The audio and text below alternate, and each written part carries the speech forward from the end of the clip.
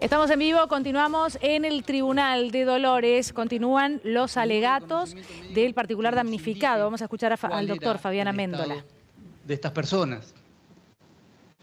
Pero siguiendo las enseñanzas de Vicente Cabello en su obra Psiquiatría Forense en Derecho Penal, sabemos que de estos tres estados que él menciona, que son el primero, que se caracteriza solamente por la excitación y el síndrome depresivo, el segundo, que es el que justamente nos interesa, que es el de la intoxicación alcohólica aguda, que este lo voy a mencionar porque es importante saber cuáles son las características de este cuadro. Y son justamente tres síntomas: la incoordinación motora, la alteración grave de la conciencia y el automatismo. Y el tercer grado, bueno, que no viene al caso, porque ya la persona ahí pierde totalmente la conciencia, no es el caso que estamos estudiando. Pero decía que si no tenemos nosotros acá para analizar un informe médico o tampoco una alcoholemia, Cabello nos enseña también cómo hacer. Y él dice que el diagnóstico, que el método clínico es el indicado para diagnosticar la ebriedad. Y cuando habla de método clínico, se refiere específicamente a lo siguiente.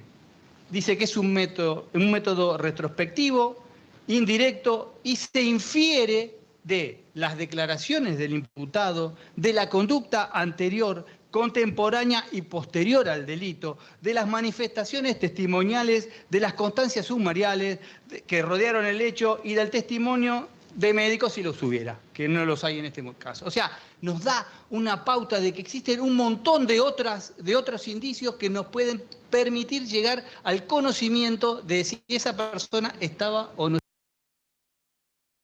estaba en estado de ebriedad. Y es lo que vamos a hacer.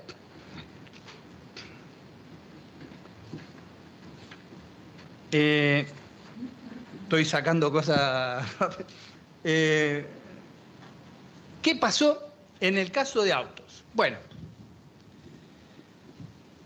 tenemos por un lado,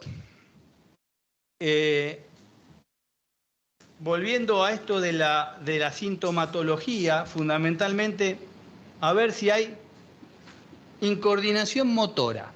Bueno, desde ya, todas las constancias que ha escuchado el tribunal a partir de las alegaciones del Ministerio Público y de los doctores que me anteceden, dan cuenta de la inexistencia de esta incoordinación motora. Todo lo contrario. Previamente, durante y posterior al hecho, los imputados se manejaron en un perfecto estado de conciencia, donde se los puede ver en los videos, se los puede tener a partir de las declaraciones testimoniales y de los mismos chats que ellos producen, de las conversaciones que ellos mismos tienen, que efectivamente estaban totalmente conscientes de todo lo que había pasado esa noche. Una clave también para esto, para saber el estado de conciencia, es que justamente, como ya se ha manifestado, muchos de los imputados han tenido conductas específicas, como por ejemplo, ir a ver si había un patrullero en la esquina, volver, obviamente, ni que hablar, que después me voy a referir a la forma de abordaje de la víctima, a la forma en que se pusieron de acuerdo al acecho que generaron. O sea, todas estas maniobras obviamente son totalmente incompatibles con los estados de inconsciencia. Y la motricidad que se desplegó durante el ataque obviamente también es incompatible con esta incoordinación motora propia del estado agudo de ebriedad.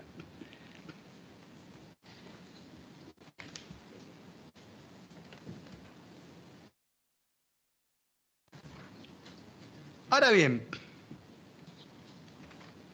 como dije antes, además, primero está acreditado, entonces entiendo que está acreditado que no hay en ninguno de los 8 imputados una situación de estado de ebriedad. Pero si aún por hipótesis quisiéramos pensar, bueno, a ver, vamos a darle la derecha. El artículo 34 no se complace con eso, porque nos dice que además hay que acreditar que ese estado de ebriedad lo introdujo al sujeto en un estado de inconsciencia, lo cual tampoco obviamente está acreditado,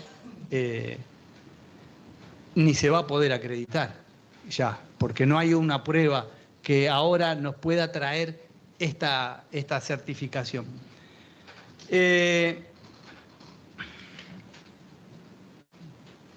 Y digo esto porque no alcanza con alegarlo. No alcanza que vengan los imputados o que traigan 2 testigos que digan, bueno, puede ser que hayan estado borrachos. No alcanza. Dice nuestra casación, Sala Segunda, fallo 59.298. La alusión de los testigos sobre el consumo de alcohol por parte del acusado o la documental que así lo acredita, que acá no hay ninguna documental, o sea, no basta para concluir en la inimputabilidad en los términos del artículo 34, inciso primero. Por esto que estaba diciendo yo, no alcanza. Tampoco alcanza con solamente alegarlo, hay que probarlo. La Sala Primera del Tribunal de Casación en la causa 62099 y en tantos otros fallos que le siguen, ha establecido que por el carácter excepcional es necesario que se arrimen al proceso elementos de prueba suficientes a fin de acreditar la existencia de este estado.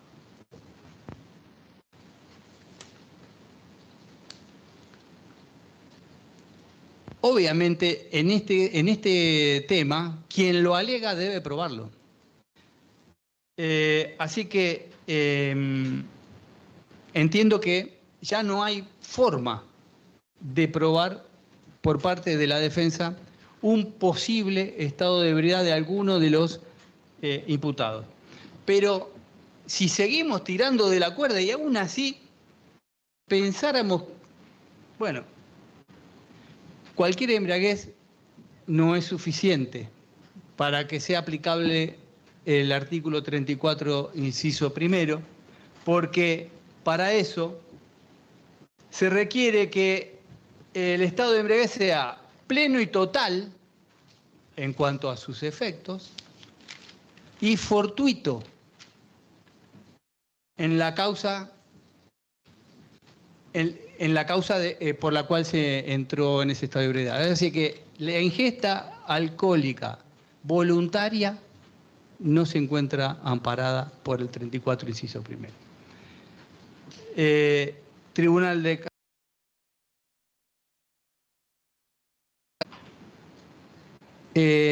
excluida entonces esta posibilidad, voy a pasar a otra posibilidad que puede ser alegada por la defensa y es a partir de la declaración del imputado Thompson, en la cual nos vino a decir, entre todas las mentiras que dijo, pero nos vino a decir que nunca pensó, nunca tuvo la intención de causar la muerte de una persona.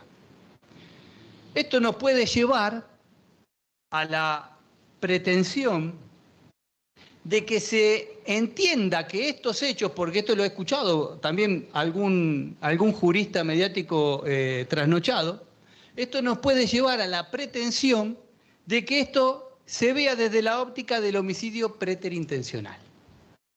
Entonces, también entiendo que esta figura debe ser desechada, descartada en el caso de auto, porque es una figura prevista en el artículo 81, inciso primero, apartado B del Código Penal, que nos dice que nos pide determinados requisitos para ser aplicable. No voy a entrar en todos los detalles de cómo es este delito, pero voy a decir cuál es el que no se da en este caso. Y el que no se da es que el medio empleado no debía razonablemente ocasionar la muerte. Es decir, yo podré decir, no tuve la intención de matar a Fernando Báez Sosa, pero el medio empleado para eso, que ya ha sido referido infinidad de veces en esta audiencia, no permite tener ninguna duda de que era un medio razonable para causar el deceso de la víctima.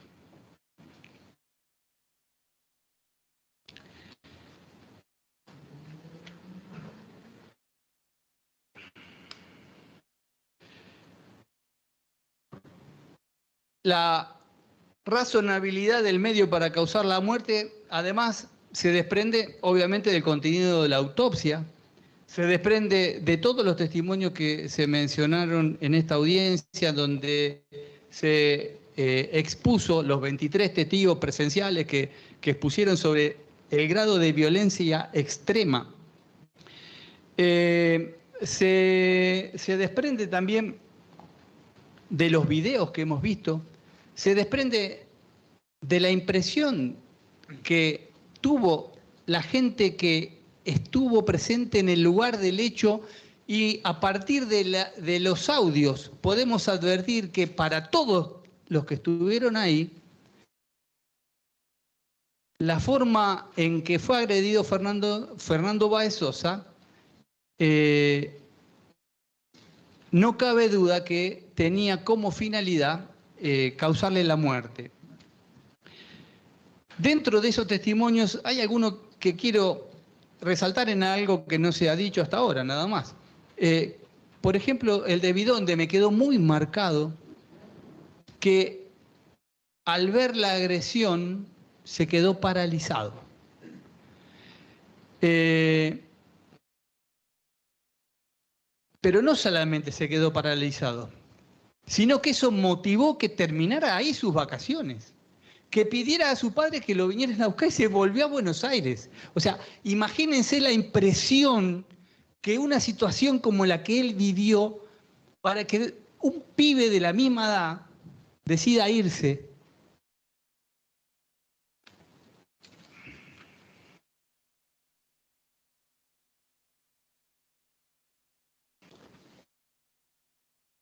Decida volver a su casa y cargar con una culpa,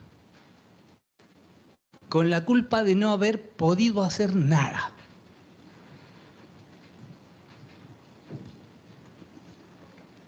A tal punto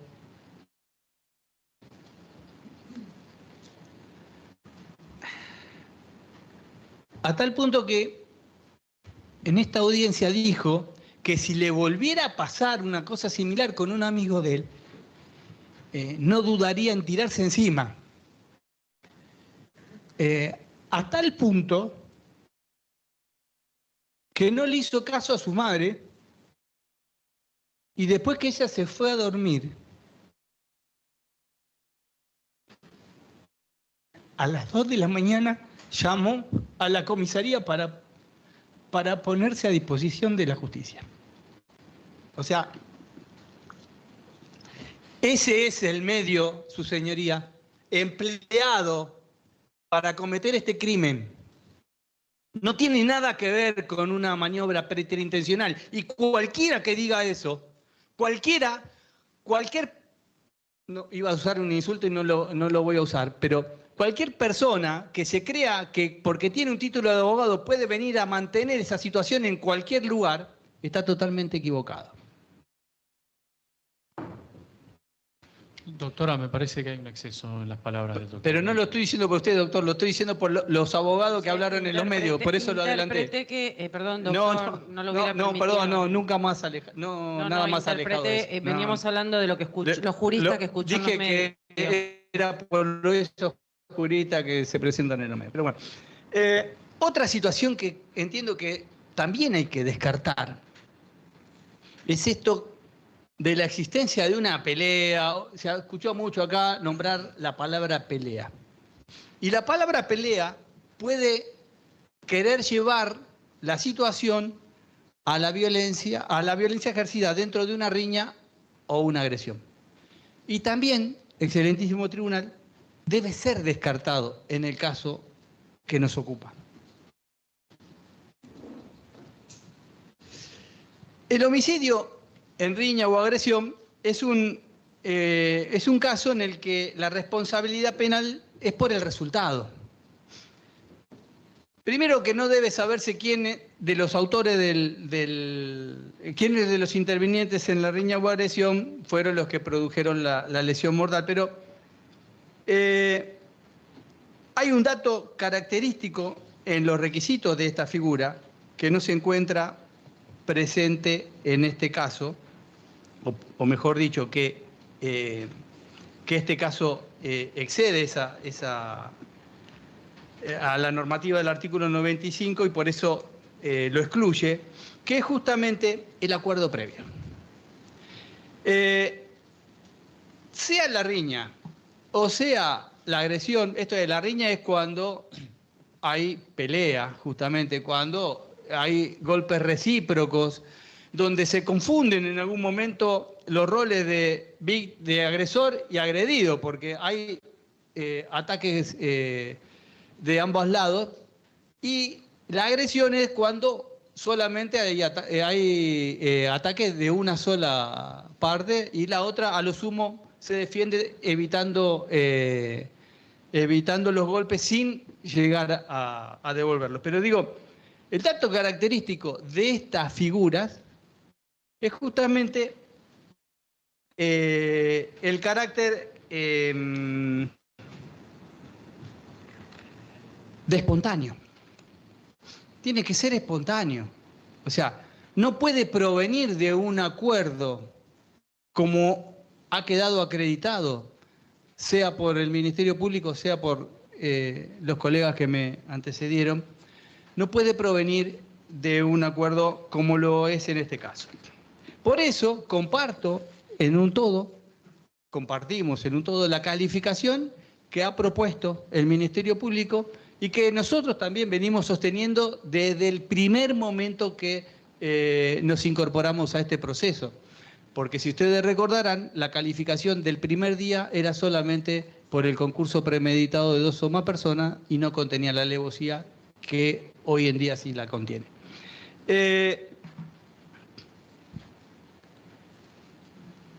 No voy a pasar a analizar en demasía ambas figuras, porque eso nos demandaría muchísimo tiempo y me comprometí a ser breve. Lo que sí quiero hacer mención es algunas circunstancias fácticas a partir de las cuales se puede llegar a demostrar esta convergencia intencional que requiere la figura del homicidio con el concurso premeditado. Sabemos que, como bien dijo el doctor García, lo premeditado es el concurso. Bien, o sea, esto significa, justamente es la esencia de esta convergencia intencional. Se ponen de acuerdo para matar entre todos. Y eso es importante. Tienen que estar en el lugar.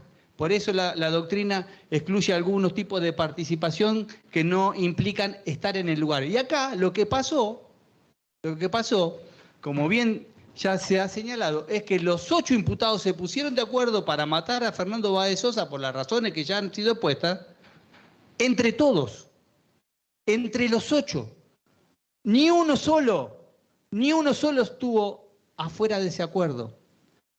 Y esto es tan sencillo de advertir, porque los únicos que estuvieron afuera de ese acuerdo, pero que formaban parte de ese grupo, son Guarino, Milanesi y Colazo.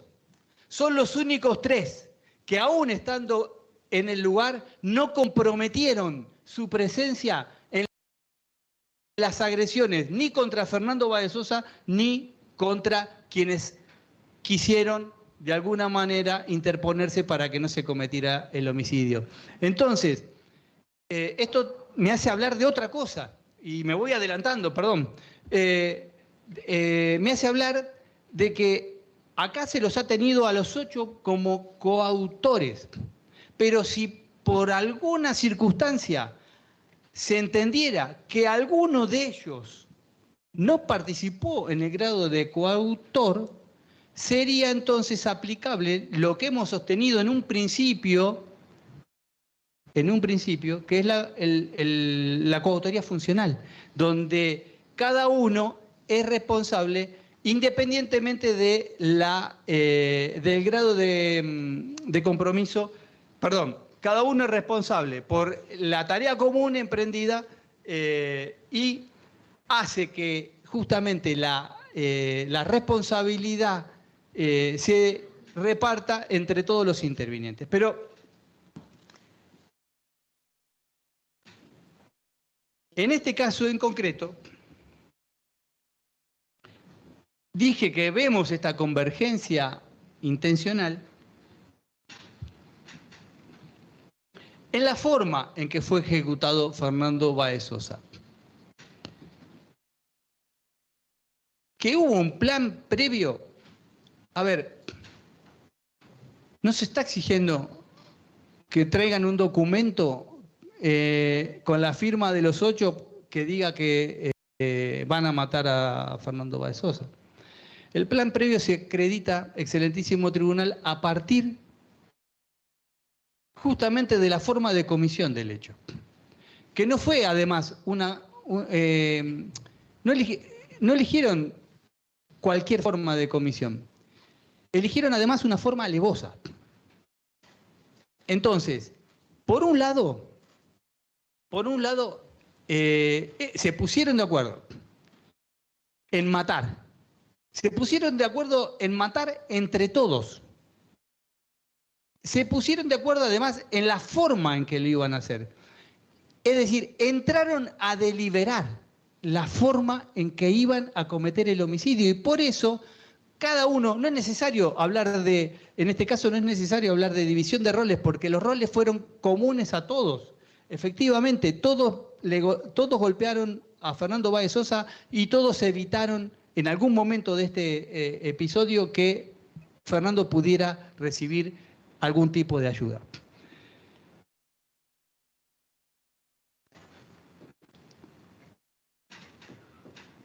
Y esto lo vemos, por esto que se habló varias veces, de la forma de ataque sincronizado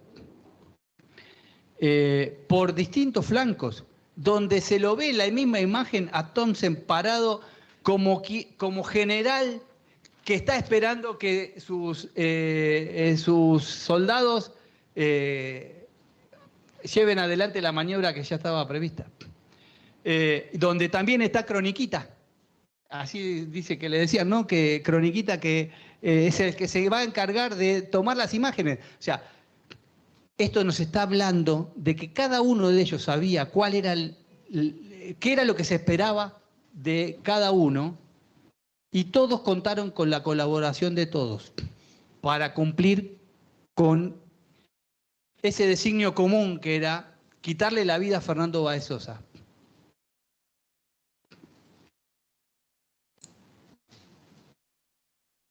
Ese ataque fue coordinado, sincronizado. Adviértase la velocidad y la precisión del ataque. Velocidad y precisión. Obviamente, totalmente incompatible con la incoordinación motora que hablábamos antes. Velocidad y precisión, que además, excelentísimo tribunal, está fundada, esta velocidad y precisión, en los antecedentes que este grupo tenía en este tipo de ataque. Pero hay una gran diferencia. No hay otros Fernando Báez Sosa muertos en Zárate. ¿Por qué? Porque no fue su intención matar en otras circunstancias y acá sí. ¿Y cómo lo podemos acreditar eso? ¿Cómo lo podemos acreditar? Porque no dejaron los 8 de golpear a Fernando Báez Sosa hasta que no se aseguraron que habían cumplido con ese homicidio. De hecho, en la misma noche y en el episodio ocurrido en la puerta de Birland, ellos mismos agreden a otra persona y tampoco la matan.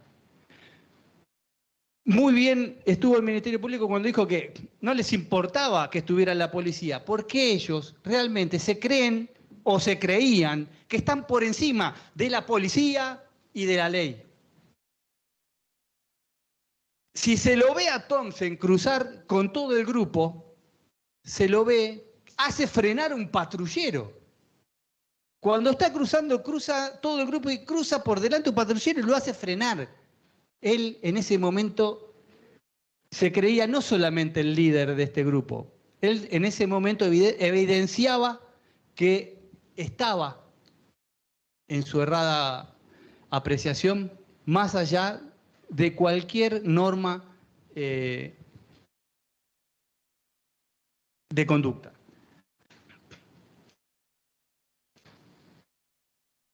Y este plan, como ya también se dijo, incluyó otras tareas que no tenían que ver, o sea, previas al ataque mismo, como ser esto que se mencionó, que lo dijo el doctor Burlando, lo dijo Facundo, de ir a constatar que el móvil no estaba en la esquina, de esperar hasta que el personal policial que estaba apostado en el lugar.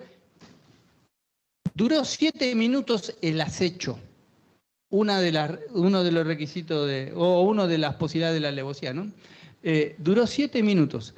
Durante esos 7 minutos los imputados estuvieron rodeando a Fernando Báez Sosa y su grupo sin que ellos se dieran cuenta y sin que el personal policial que estaba en el lugar tampoco pudiera advertir esa situación.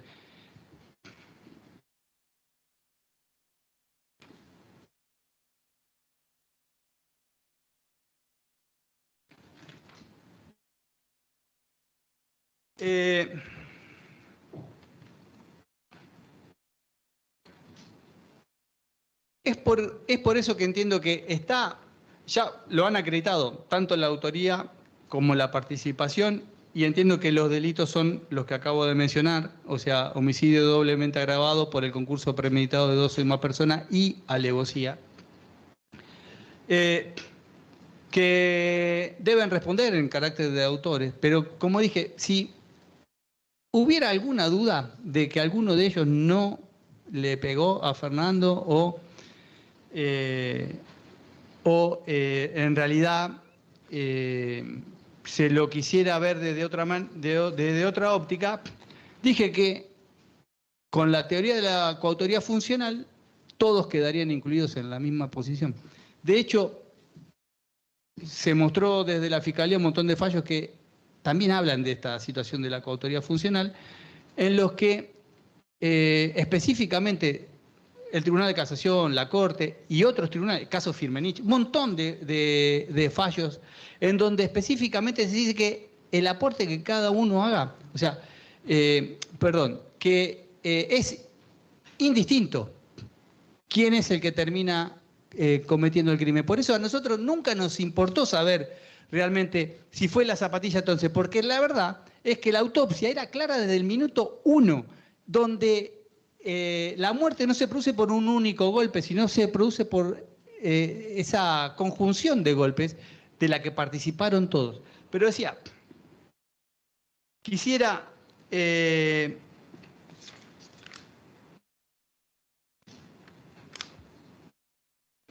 terminar este punto con las palabras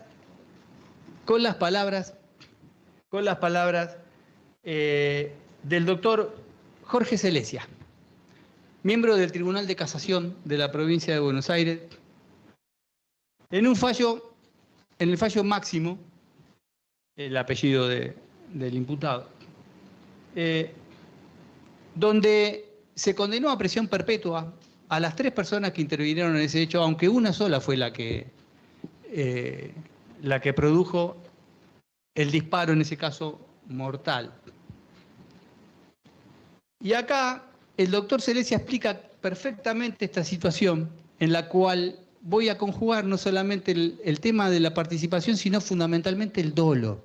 Porque de todo esto que he dicho también emergen, son indicios, porque obviamente muchas veces me han preguntado, pero ¿cómo sabés que tenía la intención de hacer tal cosa? Bueno, el dolo es una realidad psíquica que la vamos a conocer exclusivamente por las manifestaciones externas. Y las manifestaciones externas que hicieron estos 8 imputados no dejan duda, excelentísimo tribunal, que son que actuaron con dolo al momento de cometer el crimen. Sea antes, manifestaciones que son previas, manifestaciones que son durante y fundamentalmente las manifestaciones que son después del hecho.